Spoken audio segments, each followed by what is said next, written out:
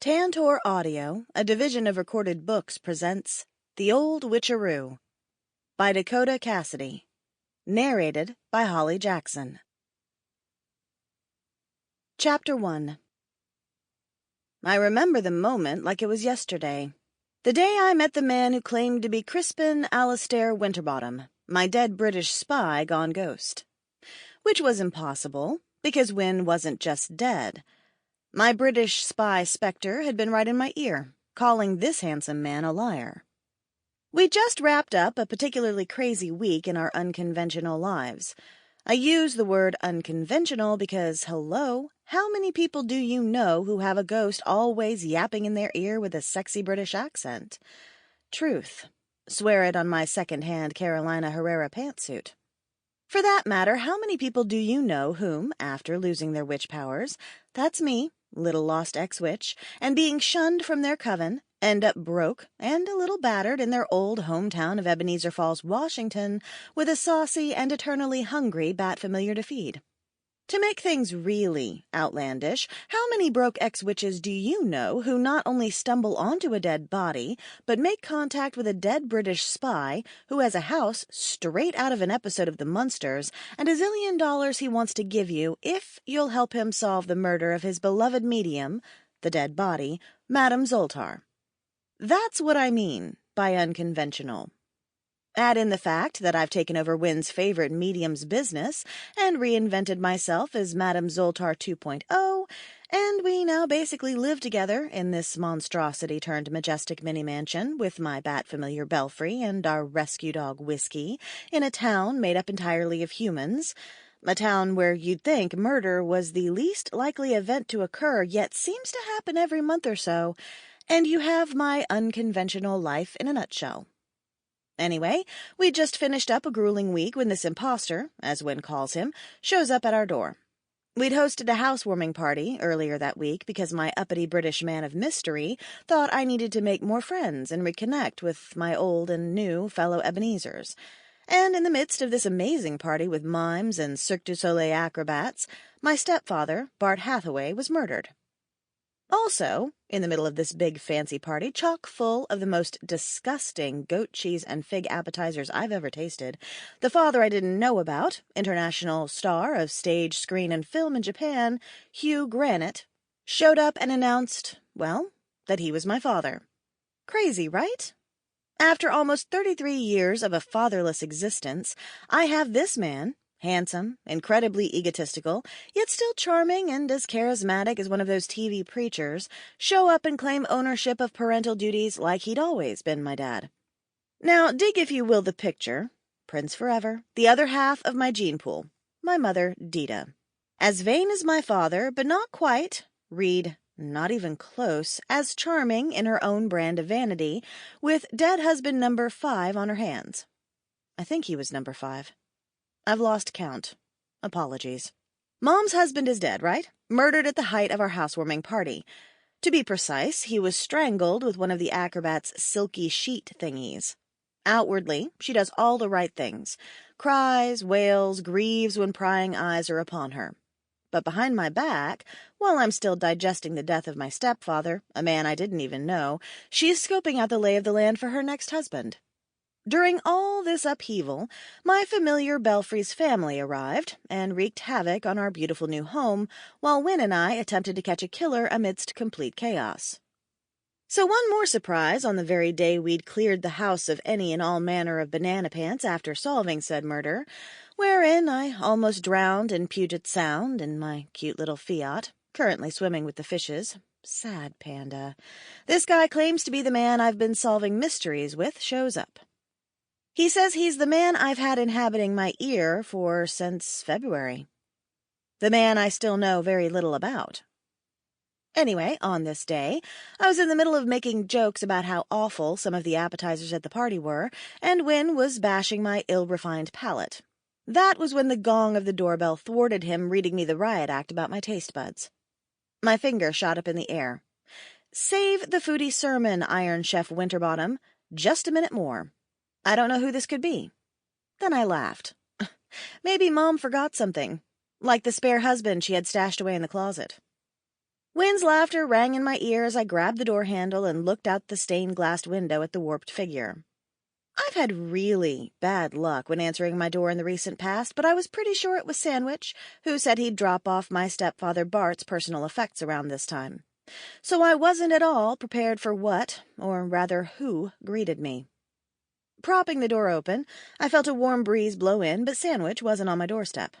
A very handsome gentleman in a crisp suit, probably in his early 30s, with dark hair and even darker eyes, looked back at me. Or at least, I think he did. The sun was a blazing hot ball of flames glaring me in the eye, so it was hard to tell. Either way, he definitely wasn't Sandwich. Sandwich smelled of old-school Old Spice and peanut butter. This man didn't smell like peanut butter. "Stevie Cartwright?" he asked in a cultured British accent. I smiled and nodded, still unable to clearly see his face in detail. I squinted. "In the flesh. You are?" He paused for only a moment, his eyes scanning mine. Again, I couldn't see his eyes per se. Rather, I felt them on me, felt their intensity, felt their scrutiny. Then he moved in closer, smelling of subtly expensive cologne before he said, "My name is Winterbottom. Crispin Alistair Winterbottom." I frowned at this stranger, cupping my hand over my eyes to block the sharp rays. "Say again?" "I said I'm Crispin Alistair Winterbottom. You are Stevie Cartwright, correct?" "Maybe," I offered, my eyes trying desperately to adjust to the harsh glint of sunlight. What in Sweet Pete was going on? "Cat's out of the bag, Dove. You already told him who you were, Stephania." Wynne chastised in my ear. "Always remember what I've taught you. Never reveal vital information unless forced by jumper cables or, heaven forbid, water torture." "Might I come in and ask you some questions?" he inquired, almost pushing me out of the way as he stepped into our wide foyer. And yes, now I could see his eyes penetrating mine. Yep, they were definitely penetrating. So I took a step back and blinked away the white spots floating in my vision. "How do you know who I am?" "You were easy enough to find," he said affably, the breeze lifting his hair and ruffling it in ripples of deep chocolate, which I could see as my eyesight adjusted. His hair was as thick and lush as the real Winterbottom's. And then the sun moved so far right I got an unobstructed view of this man who'd called himself Winterbottom. I'm sure right at that moment I gaped at him. Openly, awkwardly gaped. First, let me say, I've only seen Wynne once, and that was during the mess while we were investigating my stepfather's death. Somehow he'd managed to make himself appear to me from his afterlife haven. The incident had been brief, but I'd seen him as clear as day. Recalling that moment still makes my heart pound harder than horse hooves racing in the Kentucky Derby. It isn't because I've never seen a ghost. On the contrary, I've seen many. But since I'd lost my witch powers, I hadn't seen a one. Second, I only have one picture of Wynne.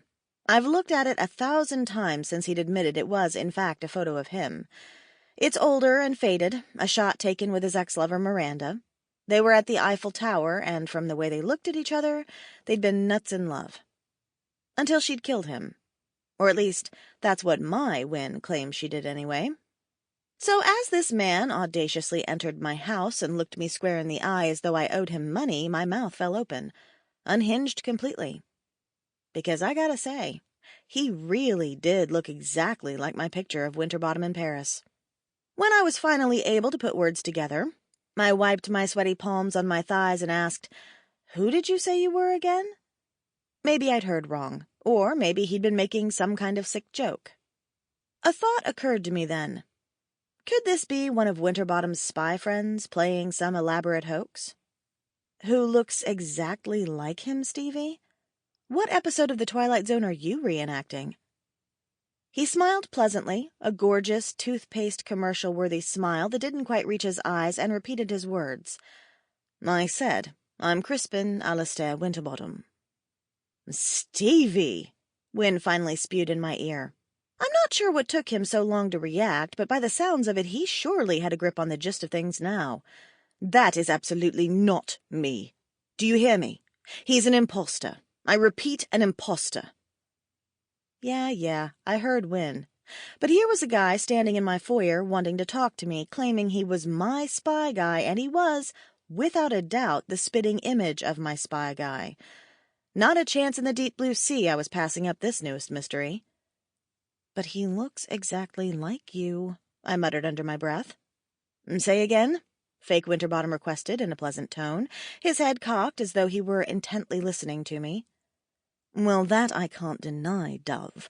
I don't know how or why, but he does uncannily resemble me." "Uh-huh," I whispered. "Uh-huh," Wynne declared, with a tone suggesting he'd figured things out. "Maybe Arkady Bagrov sent him, though why I can't begin to guess. Surely that crafty wank Arkady's long over our last little disagreement, wherein I bested him in a rousing game of disarm the nuclear missile, save Istanbul.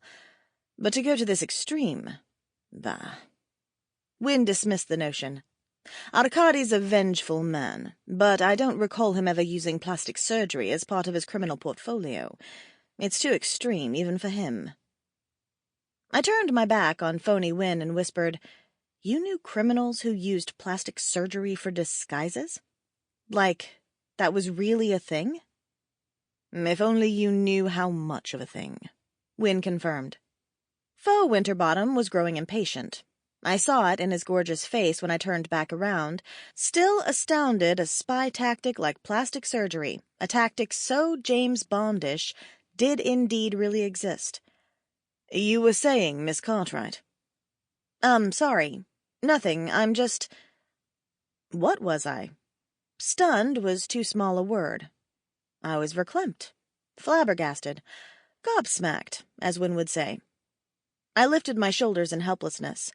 I'm just in my house," he asked, driving his hands into the pockets of his expensive suit. I knew it was expensive. I'd know Armani blind and without benefit of the gift of scent. "I'm in your what?" I spit the words out, frowning. "Oh, tell this numpty to move along, Dove. He's handing you a load of bollocks," Wynne groused, totally dismissing the man who looked exactly like him. Leaning in, phony Wynne kept that irritating smile on his face as he dropped the bomb. "I said, you're in my house, Miss Cartwright. I purchased this house, and somehow you've managed to end up the one living in it. How did that happen, do you suppose? Are you an identity thief?" Now I was getting impatient. Who the heck was this guy, and how dare he claim our house was his house? If this was some sort of convoluted joke, though again, I stress, plastic surgery just to prank someone is far and away well beyond elaborate, someone was going to have to pay for stirring me up like this. So I crossed my arms over my chest and looked this crackpot right in the eye with my best stern face. "Look, I don't know who you are or what kind of sick game you're playing, but Crispin Alistair Winterbottom is dead, and this is my house. It's easy enough to look up at the Department of Land Records right here in town. So why don't you go do that and get back to me when you have some solid proof of alleged ownership?" He sucked in his cheeks, and oddly, when he did, it was exactly how I imagined my Wynne would look when he grew impatient with me. "No, I assure you this is no game, Stevie Cartwright. I am Crispin Alistair Winterbottom, and this is my home, and I fully intend to prove such. Until then, take notice. I don't know how you've got your hands on my house, my money, but prepare to pay back every dime you've stolen from me, including the cost of these borderline garish renovations you've perpetrated." "Garish?" Wynne squealed with indignant outrage. "Box this nutter's ears, Stevie. Box him but good and send him on his way." I waved a hand at Wynne, trying to get him out of my ear, but I didn't need to bother shooing him away. Phony Winterbottom pivoted on his heel, barreled back down the steps, and made a graceful exit to his car. An Aston Martin, I might add. A black one with yellow rims. "That's my car! Did that son of a backside scratcher steal my car?" Wynne yelped in utter outrage. There was lots of very inappropriate language at that point. Words I didn't even consider my cultured spy guy knew. But he used them, and he continued to use them in the ensuing days. But since that day, we hadn't heard from Fake Bottom, as I'd begun to call him. Not a peep, and I was glad. I had no explanation for his existence.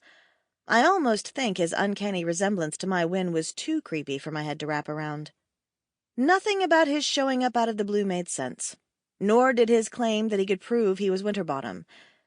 Even if something as outlandish as plastic surgery was involved to make himself look exactly like Win, and let's be realistic here, folks, that kind of plastic surgery only exists on soap operas, there was DNA and fingerprints to consider.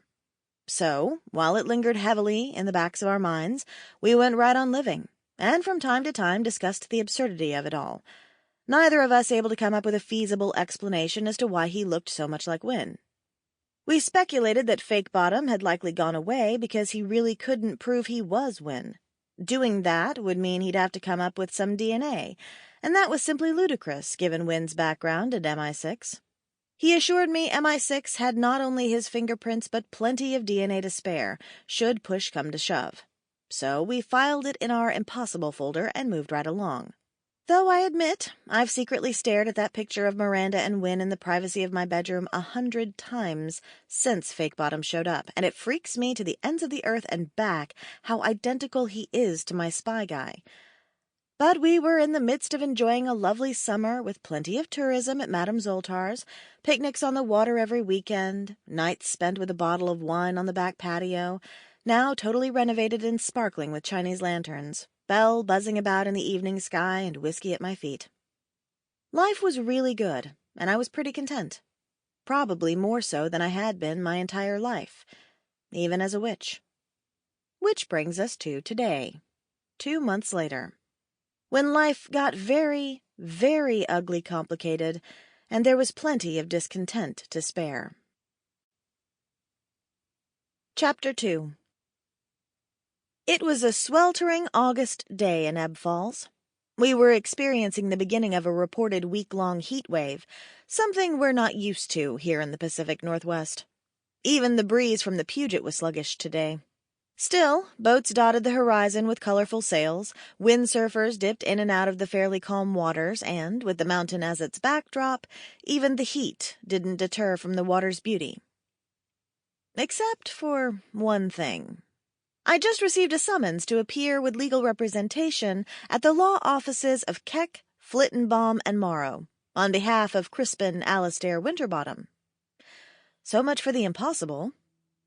As Whiskey, Belle, Win, and I wandered along our private stretch of beach on the Puget, I forced myself to focus on this latest disaster and not relive my last nightmare, where I was sinking to the depths of the sound in my car while a madman tried to kill me. I fought this battle every time we took walks along the shore. So far, I was winning. In indignation, I shook the letter I'd grabbed at the mailbox before our walk under the hot midday sun. Whiskey splashed after the tennis ball I'd tossed, caught it, and took off at breakneck speed down the shoreline with Belle clinging to his back while I ranted. "It's been 2 months with no word from this Fake Bottom. What's he been doing all this time?" I yelled, grateful for our privacy. "We got complacent, my friend. We should have popped the lid on that can of worms and started investigating him the moment he showed up in his designer duds. Just who does he think he is?" "Well, Dove, he thinks he's me." I flapped the letter in the woefully small yet frightfully muggy breeze. "You know what I mean. Still, we haven't spent a lot of time discussing the fact that he looks exactly like you, Win. Plastic surgery and Russian revenge aside." In fact, Win hadn't even truly acknowledged that fake Win and real Win were identical. Nor had he asked if I believed anything this man claimed. Which, I'll admit, I found pretty wonky. We have a great deal of trust between us, Win and me. He's saved my life 3 times to date with his spy moves and ghostly secret agent man instructions. That alone instills a bond. But his trust in me is based on my having shared all my darkest secrets, almost everything of note in my past, including the worst nightmare of my life when I'd lost my witch powers to a vengeful ghost. But I knew little about Win's life prior to his death. Still, I kept a tally of facts I'd collected in my head. He was British, in his 30s, and ungodly rich. I guess the spy business pays well. In life, he'd been a spy for MI6, and he'd worked under deep cover. He had one lunatic cousin named Sal, who was now dead, courtesy of me. His parents were both deceased, with no other living relatives to speak of. He's had some seriously crazy cool spy adventures he often uses as examples in order to help me when I'm in a bind. The kind of bind where a killer holds me hostage or chases me with a gun. He knows all manner of torture and escape, some too hideous to repeat. He's been to almost every country known to man. He was once wildly, and according to him, foolishly in love with another spy named Miranda, whom he claims owned the house we now live in until it was put back on the market after she was declared dead, and Wynne bought it, in all its dilapidation. The purchase occurred just before his death, which is why the renovations were handed down to me. Oh, and he speaks 7 languages fluently. I think that's everything. It troubled me something fierce the details he wouldn't share with me. For instance, why he believed Miranda was the one who'd killed him. What purpose had it served for her to take him out? Had she been in some kind of deep-cover mission, where she was supposed to trick the British spy into falling in love with her, then whack him? Questions. I had a million, believe that. But I didn't rock the boat much. I'm a firm believer in time. Whatever happened to Wynne with Miranda, it was clearly painful for him. Sometimes painful memories aren't easily shared, especially from a man who'd spent a good portion of his adult life keeping secrets. My hope was, in time, he'd reveal all, or I'd pry it out of him. It could go either way. But there, again, was the trust between us. I trusted he'd eventually tell me, and as crazy as this sounds, I didn't at all doubt Fake Bottom was indeed a fake. Garish renovations. I have every mind to hunt this imposter down in his dreams and turn them into nightmares. Wynne raged, interrupting my thoughts. Stop getting your boxers in a twist. He said borderline garish, which means almost, but not quite. Really, Stefania, is that any less of a slight? You know, I can't believe that's what bugs you the most, spy guy. He's not on board with your decorating, but it's no skin off your nose that he wants to steal your house? I made scales out of my hands to demonstrate the imbalance of his priorities. I say stealing your house outweighs insults about what color your curtains are any given day of the week. It's our house, Stevie. And lest ye forget, he has my Aston Martin. Wynne ranted, endlessly insulted by his precious car in the hands of an imposter. Now that does rankle a little, I replied in mock disappointment. I can't believe he got his grimy hands on it before I was able to figure out where you've been hiding it all this time. So back to the Aston Martin. How do you even know it's yours anyway? How many 2014 60th Anniversary Edition Aston Martin Vanquish convertibles, black with yellow rims, do you see zooming about here? None, I say, because it's a custom paint job I commissioned.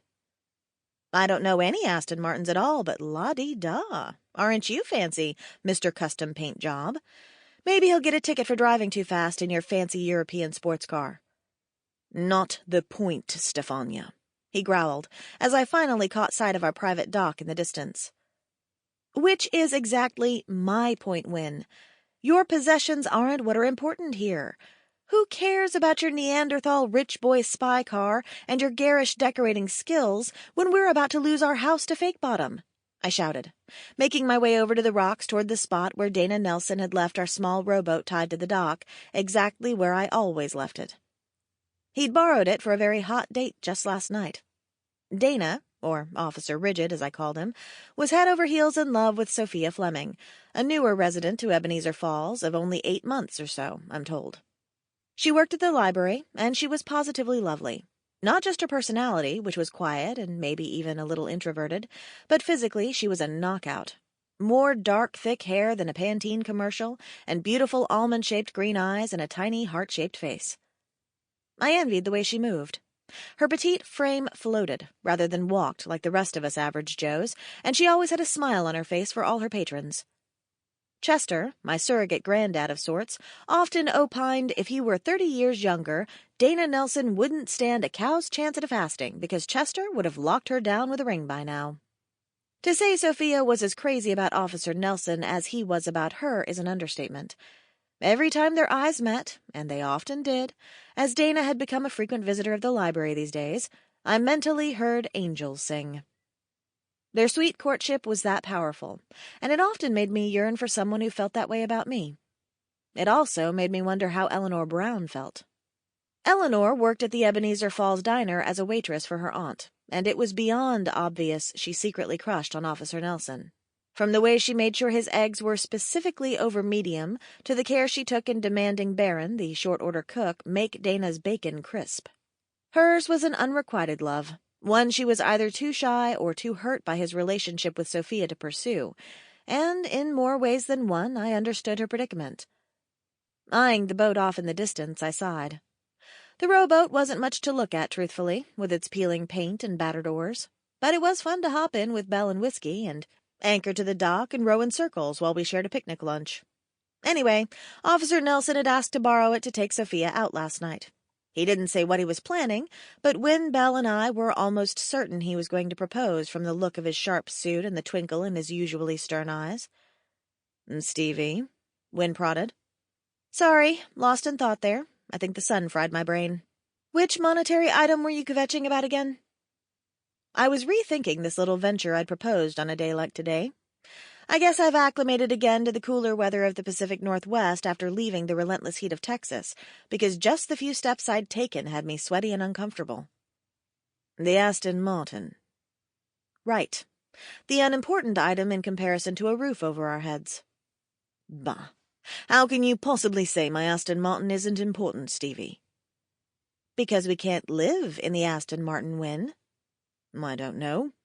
I think I could manage," he teased with less tension in his tone.